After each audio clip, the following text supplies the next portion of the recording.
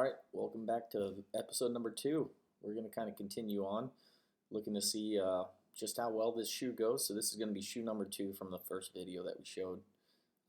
Big thing we're going to do is just kind of continue to check for any basic strategy changes that we can do, see if anything else actually looks like a good play, and then we'll kind of just give you more insight into counting, and again, just kind of count along and basically work on kind of keeping up. And remember, we're always going to focus on counting that second card.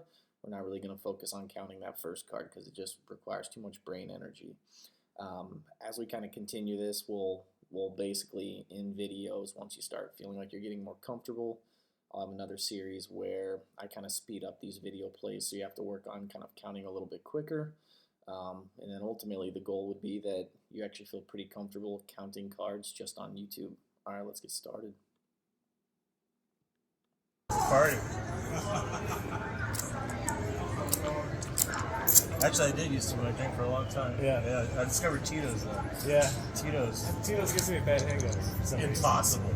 Yeah. Tito's the best thing about Tito's is it doesn't give you a hangover. Really, it's the opposite for me. All right. Well, everybody's different, I guess, but it's a thing. Yeah. 2. That's I've kind of two. risky bad trouble. 19. 1. Go to 1. Again, we have a +1 with 2 decks left, so we would not be here. So they're going to keep our flat bet. 2. So here's actually one of the Illustrious 18 here. So it's a 12 versus a 4. So basically, at the point where you have a 0 or lower, you actually could end up hitting this as opposed to standing on this. Again, this is just kind of one of those situations where we come up with this a lot, and you end up finding out that hitting this when you get into a negative count actually ends up becoming a little bit more of a money-saving hit as opposed to standing on this.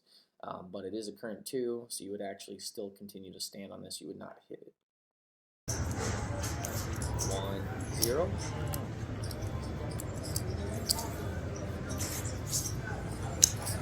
Alright, push it one more time. I don't know.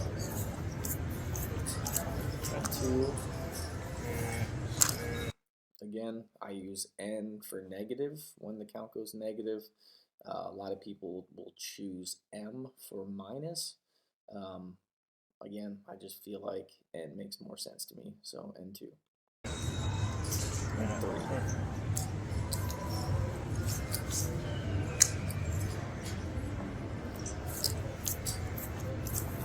2 and 1.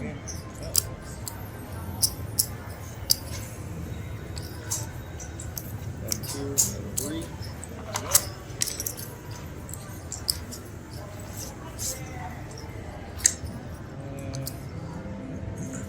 Ready? And 4 and 3. All right. So we're running into a lot of Illustrious 18, which is cool. So this is actually a hand where basically if the count is going to be a 0 or higher, then you would end up doubling this hand. Since we're in a negative count, we actually would stand on this hand, even though basic strategy would tell us that we can double this hand.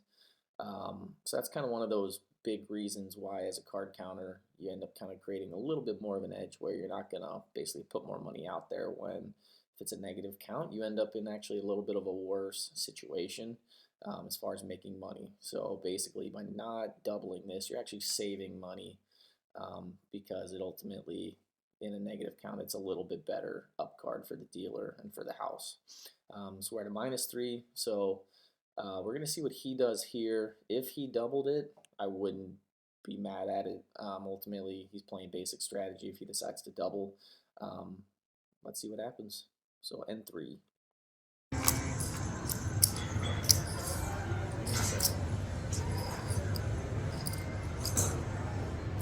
And he's doubling it.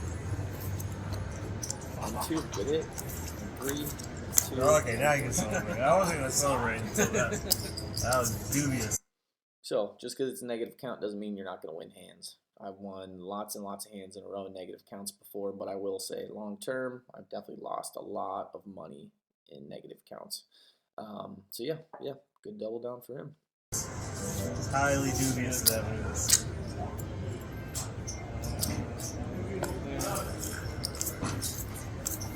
Two and one.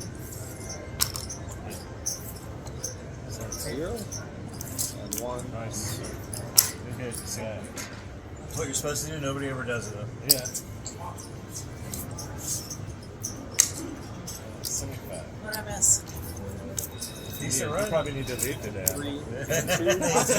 Hey, give me some cash. I'll go to the slots, buddy. You're on your own. That defeats the purpose. One. Oh, yeah, true. Unless I hit it.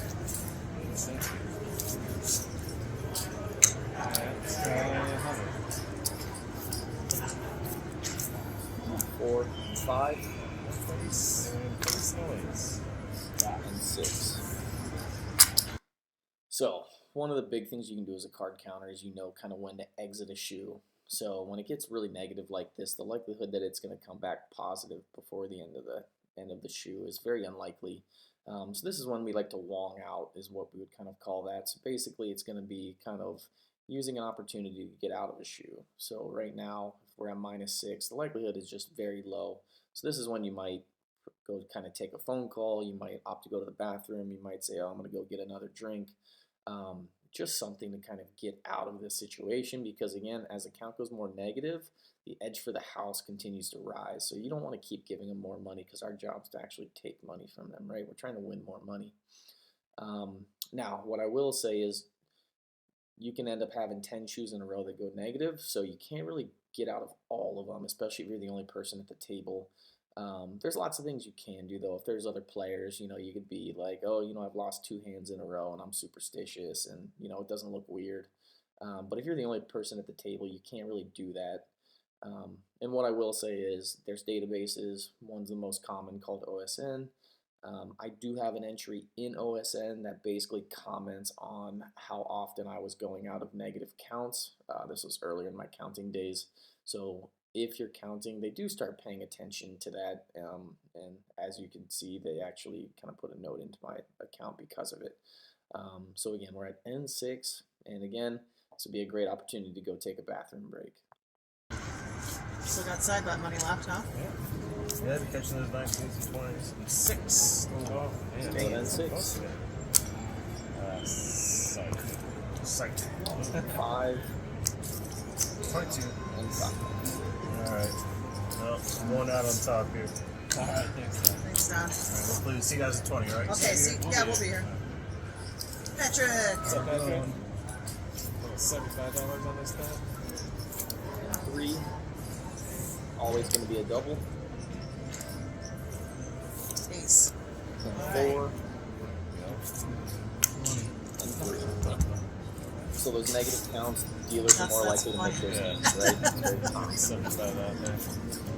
And 4 and 3. 4 and 3.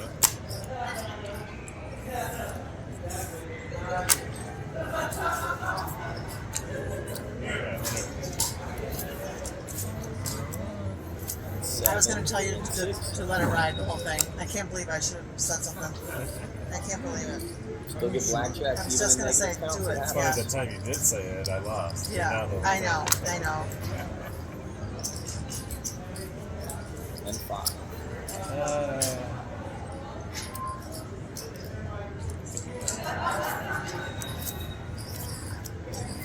And 6 and 5. This might just be a very high suit. And 4 and 3 and 2 and 1. So good opportunity to kind of stop here. How many times have you been at a table where you'll see something like this happen and you just kind of naturally assume that face cards are going to be coming? This is a really good teaching moment to show that even though it looks promising, we're still in a negative count. So theoretically, there's more low cards than high cards. So a lot of people up their bet in this situation when they see something like that. And ultimately, it makes sense. Intuitively, it makes sense. But as you can see, it's actually the wrong play. You still want to keep that $50 unit that we've been working on. Let's see what he does, though. Raises bet, makes sense. And 2. 1 and 2. It worked out. I better get a picture of your stack while I can. Yeah, hurry. Hurry, hurry, hurry. Thumbnail picture, stack. 1, 0. All right, so here's kind of another illustrious 18. So currently at a 0. Basically a 13 versus a 2. If you're at -1 or lower, you actually end up hitting this. So obviously we're at 0. You're not going to hit this currently. But again, 13 versus 2, -1 or lower, you're going to hit. 1, 0, 1.